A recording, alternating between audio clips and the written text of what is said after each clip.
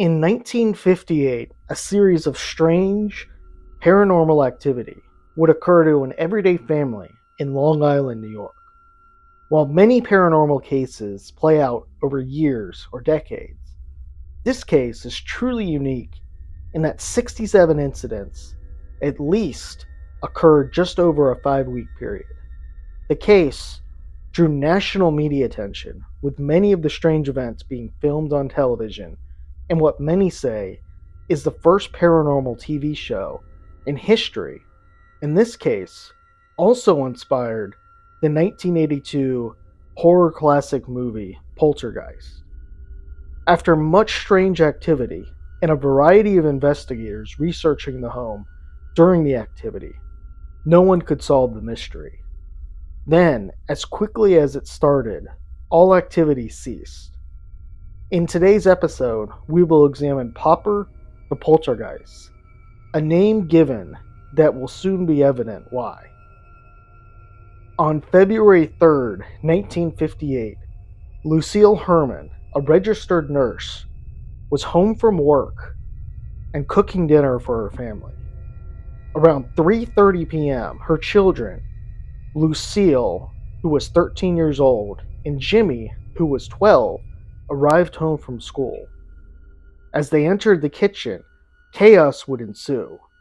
In the next moments, the tops of different liquid bottles began popping off all over the house by themselves. The family didn't see the bottles popping, but heard them. As they went to investigate, they later discovered an open bottle of bleach in the basement, bottles of shampoo and medicine, and a bottle of holy water that had been opened in the master bedroom. All the caps had seemingly exploded off by themselves.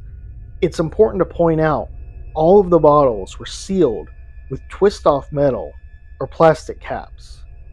Confused, Lucille Herman called her husband, James Herman, who was at work, and told him the story.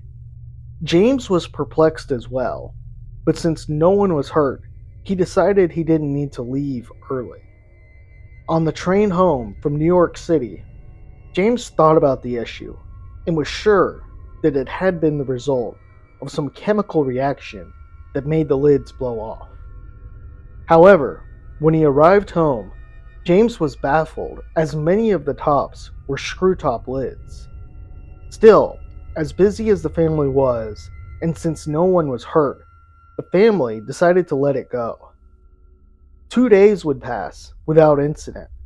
Then, around the same time the kids arrived home from school, around 6 bottles would bust.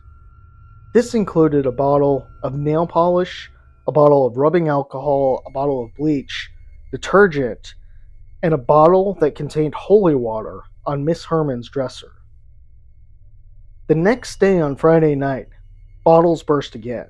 At this time, James Herman started to believe that this was a prank and being done by his son Jimmy, who loved science. He hypothesized that his son had put some type of carbonated pill in the bottle, and he had timed them to explode at the same time. He spent that entire weekend watching his son, but Sunday, bottles began popping again. Frustrated and still perplexed, James went into the bathroom where Jimmy was brushing his teeth. James yelled at Jimmy and accused him of pulling the prank. Jimmy was adamant, though, he didn't tamper the bottles. As this was occurring, James was shocked to see a medicine bottle move across the sink by itself. A second later, a bottle of shampoo slid across the sink and fell on the floor. It was as if the presence was trying to let James know Jimmy wasn't pranking them. Frustrated and confused, James decided to call the Nassau County Police Department. He spoke with Lieutenant Richardson, who was skeptical of the story but promised to send someone over.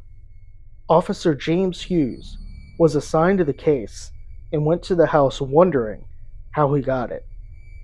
Hughes was extremely skeptical of what James reported, but after a few minutes in the home, would have a change of heart as several bottles began popping by themselves in the bathroom and the caps shot in his direction.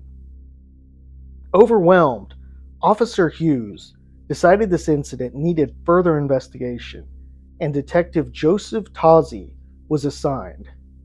Tozzi believed after reading the report that these events were caused by some natural phenomena, or perhaps it was a prank. On February 11th, Detective Tozzi would begin his investigation at the house. His first night there, a perfume bottle fell over by itself in the bedroom of the daughter, Lucille. The next several days, most of the unexplained activity would happen around the holy water in the parents' bedroom. The lid of the bottle would pop up by itself, and when Lucille ran in, the bottle was on the floor. When she picked it up, it was burning hot. That same day, while the family was watching TV in the living room, a porcelain doll began to shake by itself and flew through the air and landed on the floor. After this event, the family called Father William MacLeod of the Church of St. William the Abbot. The family were devout Catholics, and Father MacLeod would come to the house and sprinkle water around. Unfortunately, this didn't deter the poltergeists or presence. As word began to spread about the poltergeists, major news outlets picked it up, and the family would begin receiving letters and suggestions from people regarding what to do. Some were downright ludicrous, such as Martians landing nearby, or Russians tunneling under their house. Others were legitimate attempts to explain it. One, for example, was physicist Robert Zeider. He thought the property had underground streams under the house, and these were causing freak magnetic fields. Detective Tozzi would entertain this idea and even investigate it. However, geological surveys would show these streams didn't exist. The family would also get a letter from a woman with a seemingly legitimate explanation. Helen Connolly wrote that there were odd events that happened in her living room, where chairs and furniture seemingly moved around by themselves. After investigating, she discovered they had a heavy downdraft through their fireplace. Helen said when the chimney was capped, the strange activity stopped. After reading this, Mr. Herman was convinced this was the issue and had a cap installed on his own chimney. However, as soon as the workmen finished the installation, a porcelain figure flew across the room, more than 12 feet. This incident was recorded and broadcast to people watching on television. On February 20th, the poltergeists would become more violent. A figurine was smashed against the desk. A bottle of ink popped and flew across the room, splattering against the wall. That night, needing a break, the Herman family decided to stay with a relative. Detective Tozzi would stay in the house, but no activity occurred.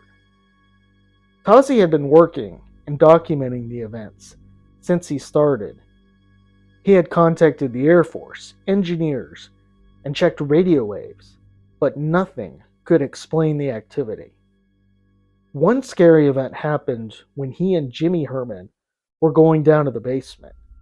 A bronze statue weighing over 100 pounds flew across the basement room and hit the detective in the legs. Jimmy wasn't anywhere near the statue, and no one else was down there at the time. The family would then return from their relative's home, and on February 24th, Tozzi heard a loud sound from Jimmy's room. The room was empty, and when Tozzi went in, he saw a large bookshelf had fallen on the floor. The following evening, when Jimmy was in the room, a record player levitated and moved 15 feet across the room. Moments later, a small statue of the Virgin Mary flew 12 feet into a mirror in the parents' bedroom. More violent activity occurred, such as bookcases falling over and the dining room table levitating.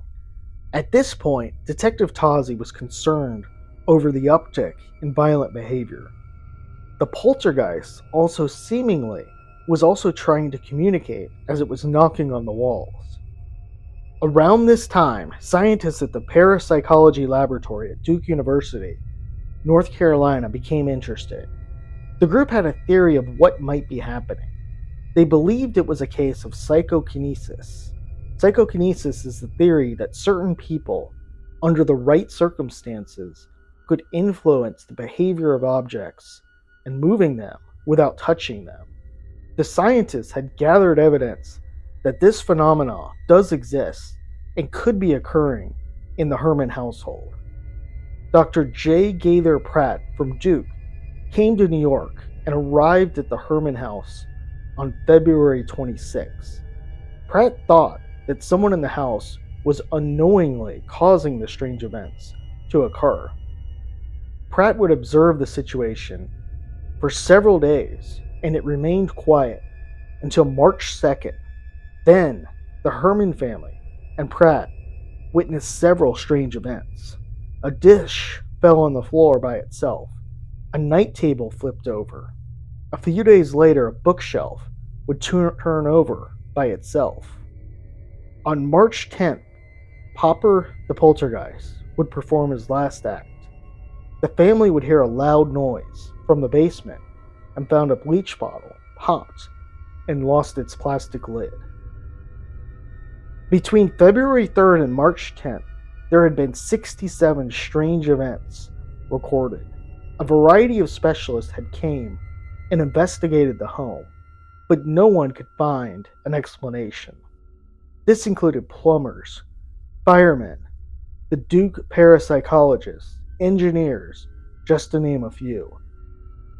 The Hermans would go on to live their lives and never report abnormal activity again. While there's many theories out there as to what happened, the poltergeist theory seems to be the most likely. It's reported about 80% of the activity that happened was around or witnessed by 13-year-old Jimmy. Poltergeists are known to target people, especially teenage girls. We should also point out that the increase in activity, especially the violent activity, may have been caused by all the people coming in and out of the house. This might have agitated and frustrated the poltergeists. Also, the behavior and events are consistent with other poltergeist hauntings, as well as poltergeists tend to be known as pranksters. Skeptics point out that the family might have been doing this for the money. They did receive a TV deal and much press. However, in the 1950s, this type of activity wasn't generally accepted to report. Also, all the investigators reported that the family seemed genuinely terrified. The theory of psychokinesis is an interesting one, and certainly an interesting one. However, it's not clear why other bottles didn't pop, and why certain things in faraway rooms moved. The concept of psychokinesis and telekinesis are still being explored and learned, so it can't be completely ruled out though. While we will never know for certain what happened over those 5 weeks, but perhaps with better technology today, we will one day solve this when it happens again.